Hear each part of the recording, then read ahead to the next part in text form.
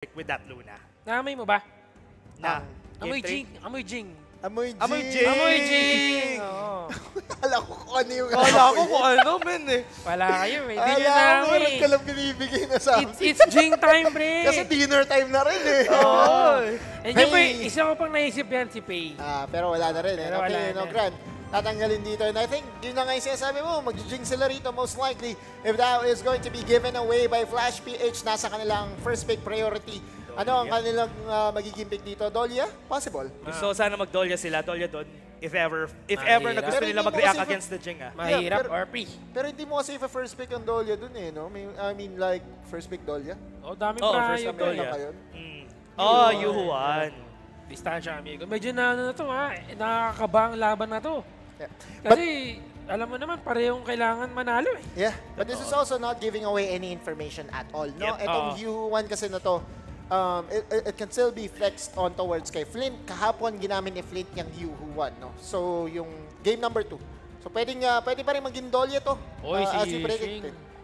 Yixing, Marco Polo, maraming AOE yung gusto nila gawin dito. Set fights yung hinahanap nila for the side of WeTrend with these two picks.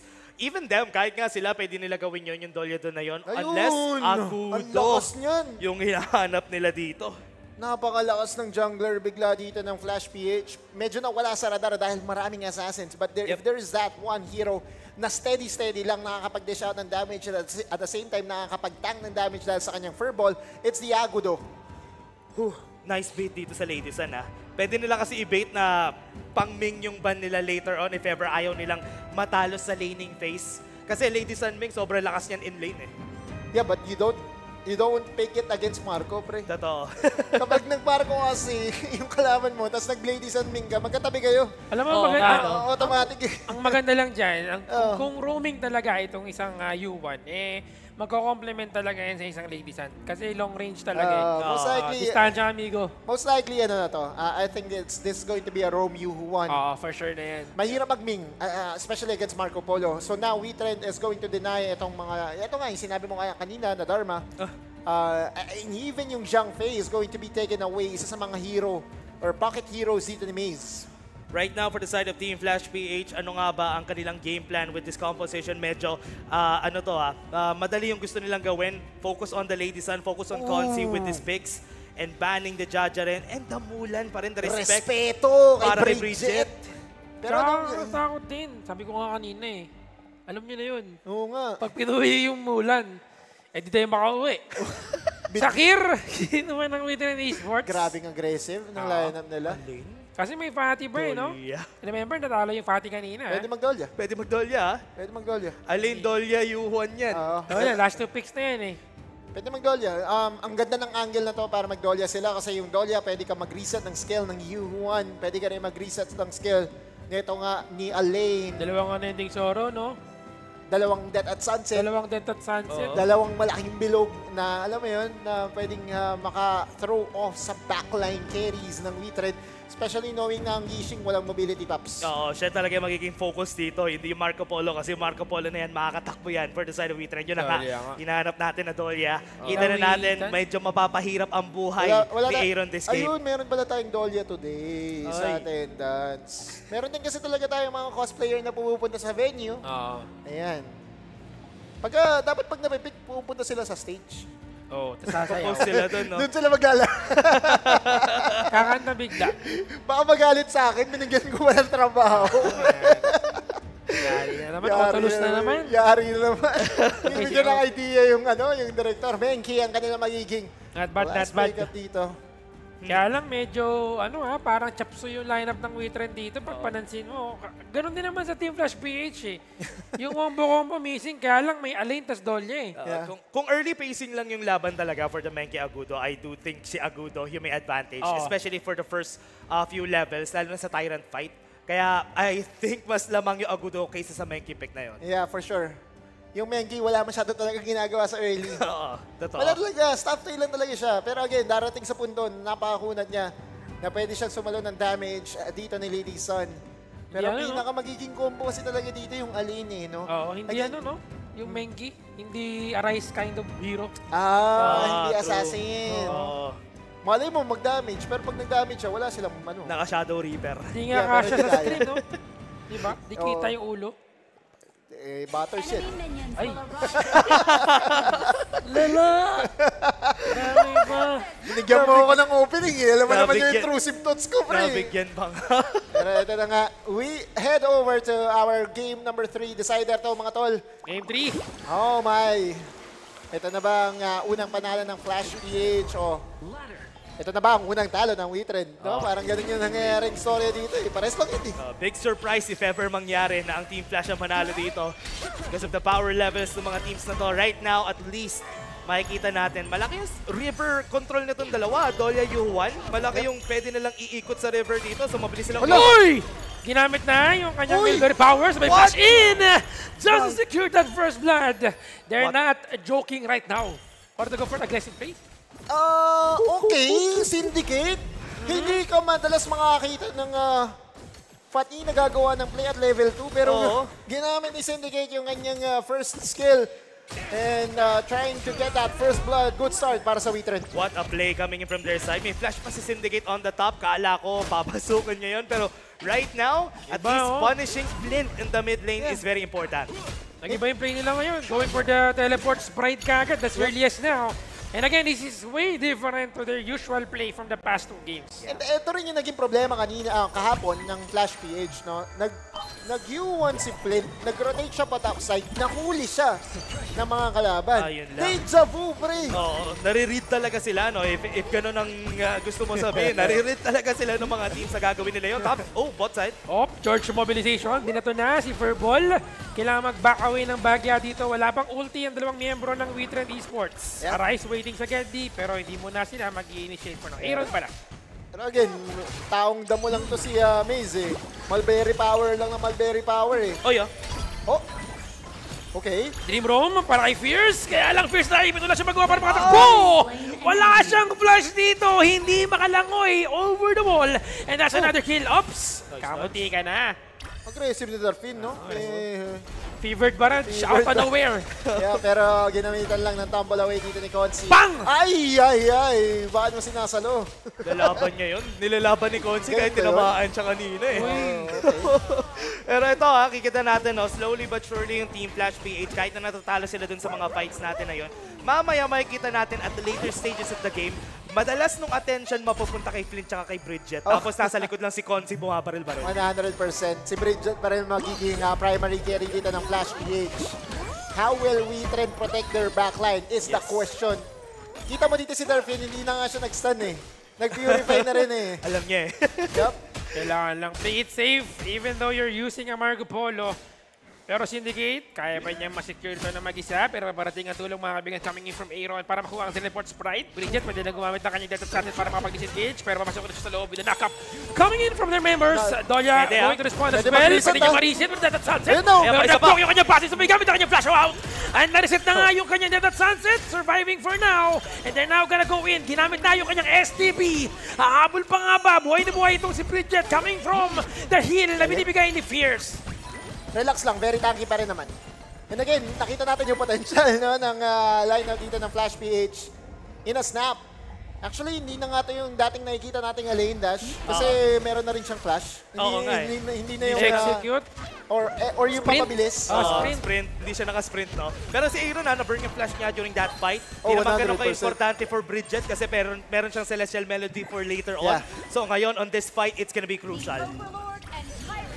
Powers! Wow! Ba't naiwan? Kaya ba? Teka, wala na yung ating yung kakunatan ng ating mga towers dito kasi 4 minutes na. Yeah. And now, Tyrant is being targeted by WeTrend Esports. Kakayanin nga ba nila? This is going to be a 5v5 match, 5v5 fight. Yep. Kuha muna ng blue buff and they will be able to secure it. Mababasag yung bottom lane ng walang kalaban-laban. Oo. Very smart to point out yung Wild Growth. Ginagamit nila pang vision dito. Maganda nga, Wild Growth, no? Pang ano lang, pakita lang ng mapa, pero naipin Sapul, sila ah. sa loob. Ginamit ang World is my board. Ginamit din na kanya yata sa kita ng laban natin. There's going to be a knock-up. Pero nasa likod si Rice. Pumasok sa loob. Wala akong pake. Sa inyo lahat dito. Pangalawang death at sunset na. Tamang representative overlap sa likod itong si Darfin. Parang bigay na damage sa atin ng mga kalaban. And that's -1. They could potentially go for a Tyrant. Parehong clash laner natin nasa likod kanina. Naghanap ng backline si Aaron at si Fierce ang namatay dito sa teams natin. And I think that's going to be the story of the game, no? Penetrate the backline, win the game from there. However, ano nang nangyayari sa macro ng Flash PH dito? Nabitasan sila ng tore ng ganun-ganun lang sa bottom lane. And oftentimes, when you see a Lady Son, siya yung talaga nakakuha dapat ng priority sa bottom lane dahil sa kanyang poke potential. Anong nangyari, di ba? Naiwan nila yung minion wave kanina eh. Habang nagtatry sila mag-contest kasi dun sa Tyrant, then naiwan nila yung minion wave. That's why na-push lang talaga sila Sobrang sa bot. critical natin dito, Dash, Yes. because this is the highest level of play sa Pilipinas. And again, this is also a challenge for them. Ang goal kasi natin dito, lumakas din yung Pilipino eh, no? Sa mga international competition. Kaya magiging critical tayo kapag kami mga nakikita tayong para mga questionable plays. Tulad yan, nakuha nila yung Tyrant. Pero tignan mo kung nasa sila ngayon. Eyeing towards the second tower of the map. Medyo late sila dito para makarating. Pero pwede naman mag-push itong si Consi para kunin yung second tier tower sa baba ng ating mapa ng mag-isa lang. Yep. Pero hindi. Kailangan nilang depensahan yan. Instead of trying to push their luck for the second tier tower in the clash lane. May blue buff. Kinakain niya ni Consi. Pero pwede kasi i-contest. Tingnan natin kung aabot ang Witred. Sila makaabot right now. I think Nakuha na. nakuha na. Nakuha na agad ni Consi dito. Kuha niya yung buff. And this time, kita niya yung top side natin nagpa-push doon. No? Meron tayong teleportation circle if ever kailangan niya mag-react dito. Yep. Pero wala pa rin namang objective na mabubuhay. So, Yeah. doesn't really matter for now. And for Flash PH, baka si Consi yung kanila maging insurance dito come later stages, hindi na check. Oo. Right now, bot side, ang daming tao dito. Pwede nila i-dive dito si Consi. Nakita nila na may nag-aabang sa may bush. Kamunti ka na makaisa. Pero tamang lipad-lipad lang mga kaibigan. World is my board. Mahuli ang isa. Pero sakto lang yung kanya niya paggamit ng kanya death at sunset. Eh, naka-STB na mga kaibigan itong Syndicate. But surviving for now, walang mawawala. Walang mamamatay kahit na sino sa laban na to. Ang kunat, gusto ko makita kung sa Spark Forge Dagger dito si Bridget eh, no? For that extra damage. Kasi kadalasan, tank build ang lane. Pero in the recent patches, parang sinasabi ng mga lane users nga natin na kulang na sa damage. Kaya kailangan yung attack speed burst plus yung mga lightning na binibigay ng Spark Forge. Oo, naka-Blazing Cape siya right now. I think Spark Forge very important rin para maging threat siya. Kasi if wala, hindi siya magiging threat dun sa backline. Yeah, lalo na kay Aaron tsaka kay Darpin. Oops. Survival Sakit, game, no? Survival game ang labanan. Mukhang mahuhuli Ala, yata mga ala, kaibigan. Si ala. Aaron nag-block. Yung kanyang Passive. passive. The free coming in from Consi na may red buff. Information provided. Yes. Information, kuha nila. With this is gonna be good. Walang flash itong si Aaron. Pwedeng i-push. So right now, naghahanap sila ng push dito sa mid lane. Getting the blue buff on Luwag the bot na side. naman. Malaking bagay to, no? For Zekis. Kaya alam, makuha niya nga ba? World is my Ay. board para makuha ang kinin yung kanilang blue buff dito. Ginamit ng kanya Secretary Blessing. Pero sa likod ng ating mamamero din naman ginamit dito na Death at Sunset. Mamamatay dito sa Syndicate mga kaibigan. That's going to be one for the members of Team Flash PH. And libreng kill for them. Walang contestation na magaganap. Tower sa top. It's the Consi game. Naaamoy ko na. The consequences. Consi, try na i-penetrate ni Syndicate itong si Consi. But with all the peeling na nanggagaling kay Flint and kay Fierce, baka kailangan pa nga niya mag-anti-heal. Oo. Guys, kita niyo yung AoE. Yung Wild Growth, yung Mournful Tempo, yung ult ni Ang Alain. daming healing dito ni Consi. Ang hirap. Oh my. Wala tuloy mahuli si Syndicate, no? Pag ginamit niya yung Secretary Blessing. Oo. Sinong uhuli mo dyan? Naiiwan siya eh. Unless mahuli ng World is my board. Yan. Doon lang siya makakapatay. Yeah, pero nakikita nga rin natin na parang nahahati yung team fight. Red buff. Wild Growth, talbog ng dalawa mga kaibigan, pero secured yan para kay AA Ron. Kita niya rin na nagiging cautious si Darpin gumamit ng Fevered Barrage kasi at this point hindi nila alam kung make sure ba nila na mapapatay niya yung papasukan niya. Oops. Nagkakaibitan mga kaibigan, Arise sa loob, ginamit ang Death at Sunset, pati Oy, ma-reset itong si Dolia. Na-reset na yan para kay Bridget. Okay. And tower lang. Walang personalan. Kung wala na mga towers dito mga kaibigan. Yep. Nasira yung baba, pero Uy, buhay pa rin yung pumasok, ating mid. Pero sa loob, nakapatay mga kaibigan namin ang kanyang favorite barrage. And now, the game is on with Red Esports. Okay. Ginamit ang World is my board, pero walang tinamaan na kahit na isa. Yeah. We were Wala. commending Consi. Oh my Pero God. nabiyak, Oo. no? Wala siyang flash eh nung fight na yun eh. Kaya alam ni Darpin na Yeah. kaya niya labanan on a 1v1 and also yung tower kasi sa bot lane nabasag before he went in for that fight. Nakita niya rin lahat ng members ng Team Flash. Solo kill yun, pre. Oo, man. And that's massive. Witrend off of Darfin now continues their rampage. Nakakuha sila ng Torres sa gitna.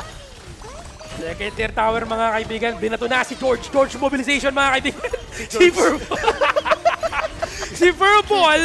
Kaya walang mahuli ka ba mga kaibigan. Itong si Arise. Dream Roam pala yun ang kanyang mapa. Walang follow-up na magaganap. Pero nasa likod mga kaibigan. Gamit ang kanyang secret blessing.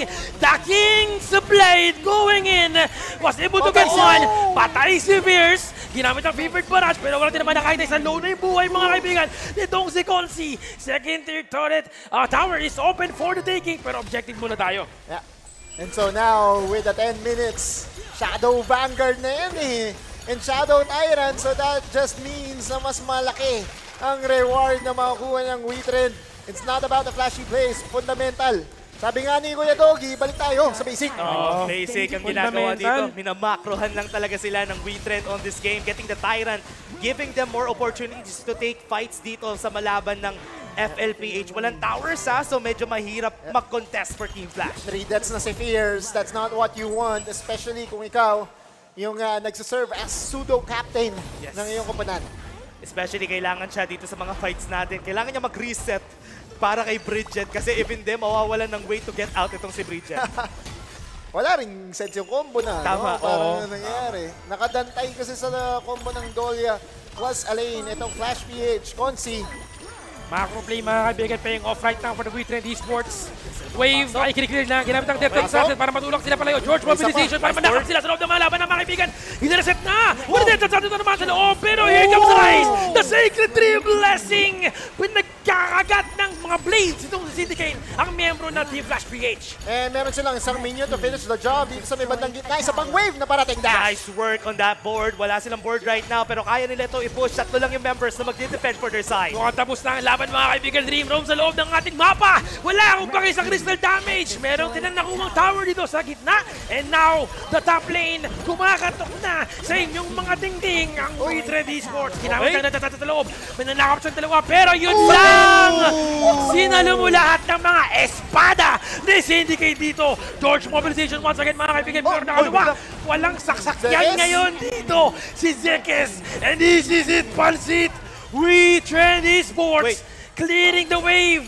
Itong Team Flash PH. Wala pa, buhay pa. Buhay pa. Buhay pa. Tatlo yung nawawala rito. Kalahati yung mga Parang buhay wala sa Witrend. na. Ang daming wave. This is it, Pansit, Witrend Esports. Nakangiti si Darfin. Wala man tayong sahod. Panalo naman ang ating game. Crystal is open. And Witrend Esports winning the game. Papasok sila sa laban nila sa Elevate bukas with a perfect record. At ito nga, ang ating TNC panalo MVP, walang iba kundi si Darfin. And that, natin dun sa mga fights natin, yung mga naiiwan sa dulo ng board sa may corner, siya yung humahampas-hampas sa mga nasa corner kaya napapatay eh. 12-3. Per man na kailangan nila ng extra slow and HP rin para dun sa side na